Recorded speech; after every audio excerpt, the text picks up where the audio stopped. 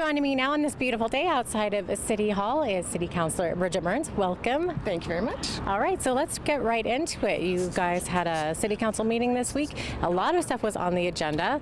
One thing is we did notice that a lot of public concern coming in about the Whoop Up Drive construction project. Lots of questions from the public. Well, 'tis the season of construction, and it is an annoyance to a lot of people, and I certainly understand that. The big concern was Whoop Up obviously going to one lane, and there was a concern that why aren't we doing this 24 hours to get it over with quicker, and of course there's cost implications for that. It's anywhere from $500,000 to $1 million extra to be able to do that kind of work over that period of time. So we have to weigh the inconvenience versus the added cost. So we're definitely doing the best that we can. It is on schedule. In fact, I think it's even ahead of schedule. The good news is westbound lane will not ever have to go down to one lane. Okay, so that is good. Mm-hmm. That being said, the eastbound lane will go back to one lane in the end of August for a couple of weeks. But I understand we're getting the hang of the zipper merge, so hopefully things will move along smoothly. I think people got that. And when is that project due to be completed? It should be done by the end of the summer. So something else on the agenda is the city is hoping that waste will be cut in half in the next 15 years. Tell us a little bit about this waste diversion policy. Absolutely. So what we've been missing in the past is we didn't have a policy about what is our real goal with waste diversion or recycling. How can we make sure that we're reusing, reducing, and then recycling the waste that we're producing?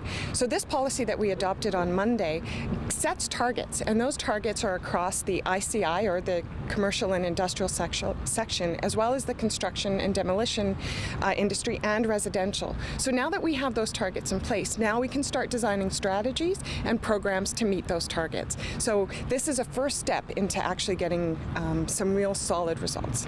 Okay, and what are the targets? There's, I know we're looking at 50% by 2030, but there's other targets kind of before that?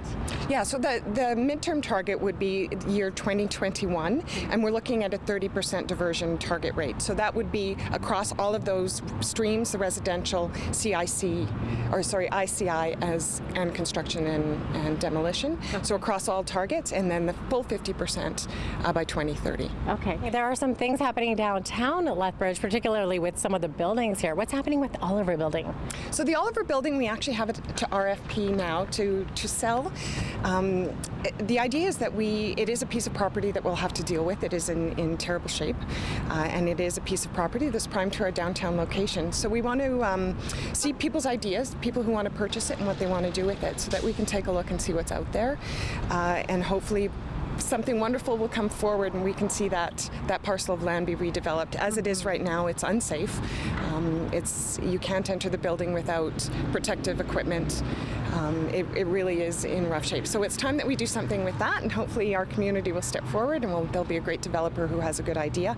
The other building is the post office, which will be getting municipal historical places designation. So that's just at first reading. It will come forward again for second and third reading, I believe, in August.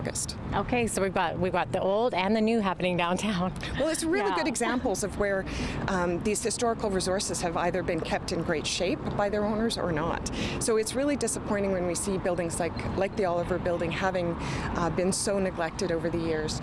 And if we can do anything to encourage the owners of these historical resources to invest in them and make sure that they're in good shape, I fully support that. Yeah, absolutely. All right, Bridget, thank you so much for joining us. You can catch live City Council meetings every other Monday right here on Shaw TV.